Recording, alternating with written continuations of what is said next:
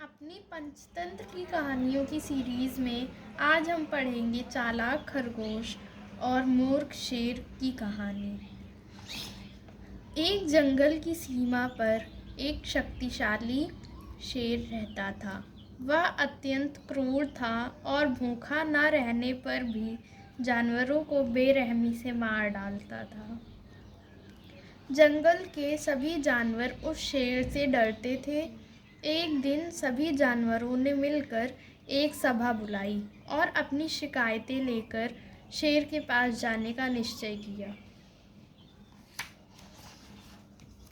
नाराज जानवरों का एक प्रतिनिधिमंडल शेर के पास पहुंचा और कहा, हे अन्नदाता, आपको प्रतिदिन इतने सारे जानवरों को मारने की ज़रूरत नहीं है। हम प्रतिदिन आपके भोजन के लिए एक जानवर भेजा करेंगे। कृपया आप वादा करें कि आप अन्य किसी को नहीं मारेंगे। शेर ने उत्तर दिया, मुझे तुम्हारा प्रस्ताव स्वीकार है, लेकिन अगर तुमने अपना वादा तोड़ा तो मैं फिर से तुम सबको मारना शुरू कर दूंगा।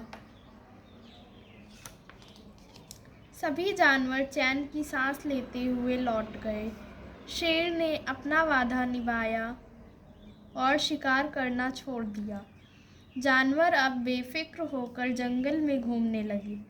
प्रतिदिन जानवर एकत्रित होते और एक अभागे जानवर को शेर का भोजन बनने भेज देते। आखिरकार एक दिन एक चतुर खरगोश की बारी आई। शेर की गुफा की तरफ चलते हुए उसे एक कुआं नजर आया। अचानक उसके दिमाग में एक योजना बनने लगी। शेर ने जब खरगोश को आते देखा तो क्रोध में दहाड़ उठा।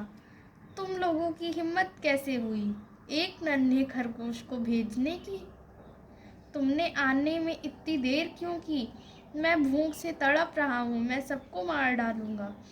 चतुर खरगोश ने कहा, मेरे अन्नदाता, मैं और मेरे 3 मित्र आपकी गुफा की तरफ आ रहे थे। तभी एक दूसरा शेर अपनी गुफा से निकलकर हमारे सामने आ गया।